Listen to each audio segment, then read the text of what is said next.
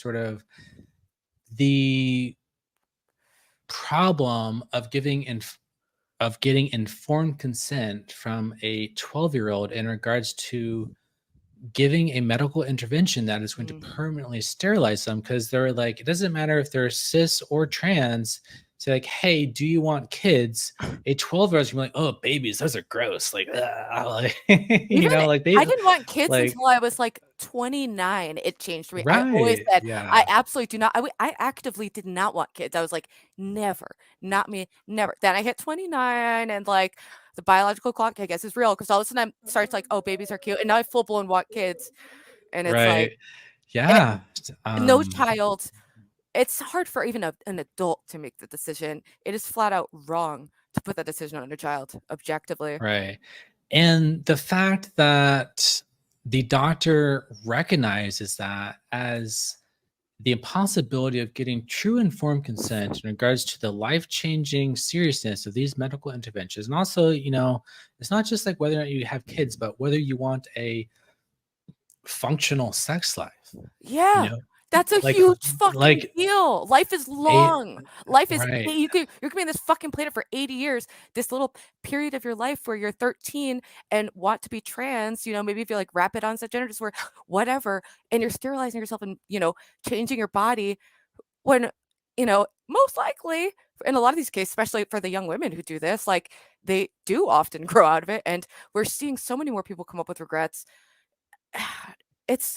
It just seems so, especially now that I'm someone who wants kids, it just seems so incredibly wrong to and also just sexual function in general, to take that away so that someone has to live their whole fucking life. Might not, maybe they'll fall in love with someone who wants kids. That's fucked. Like there's so many Right. situations in their life that will ruin them. That is a huge fucking deal that is really difficult for someone to deal with and process. So the fact that these doctors, I saw the video you're talking about, and they're just explaining it like la-di-da, like, oh, this is something that happens.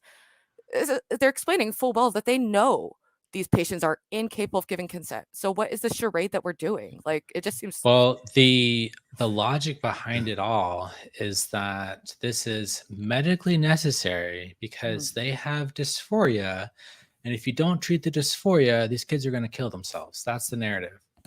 So the medical necessity, it's not like, oh, if we don't give this surgery, the cancer is going to proliferate and it's going to kill them. That's what we normally think of by medically necessary surgery. Or Yeah.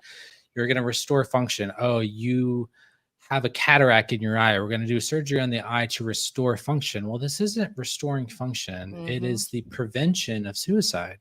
But that whole narrative in regards to suicide has been debunked pretty thoroughly, in my opinion. So that notion of medical necessity is it's tenuous.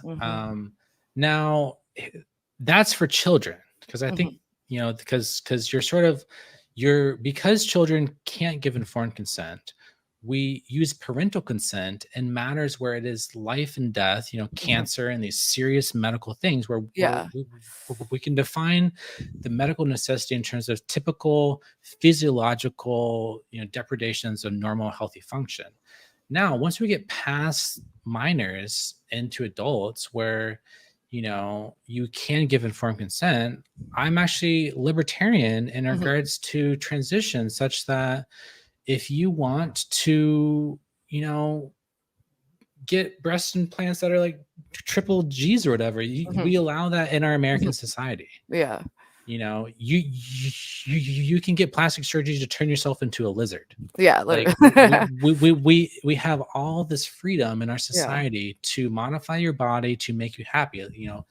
It's a constitutional right to the pursuit of life and liberty and happiness and all this stuff. So it's like, I truly believe that once you get past an adult, as long as you're not like literally psychotic, Yeah. and you like actually force them to, understand the consequences. But the problem is and here's another thing I don't think that's often appreciated enough by people who are against gender medicine is, particularly for trans feminine people, estrogen is extremely easy to get on the black market. And so if you are suffering from gender dysphoria, like and there's all this gatekeeping, and if we put up all this gatekeeping in the medical system, they're just going to go in the black market and order their hormone pills and take it. It's a lot harder to get testosterone because it's a controlled substance, but estrogen, easy peasy, huge black market. And so they're going to take those black market pills, but they're not going to be monitored by the medical. They're not going to get their blood test by the doctors. There should be a harm reduction aspect to the conversation for sure. Right. Totally. And so I'm with you on like the libertarian view of like, I think generally, 18, that's what we've decided an adult is. And, that could be debated too with like how your brain develops. But, for all laws, I think if you're allowed to get plastic surgery, whatever kind, you should be able to transition. That should all be on the table, I guess, when you're 18 and you are afforded those rights. And we cannot protect people from making mistakes, period. But we can have a better system than we do right now with the gatekeeping.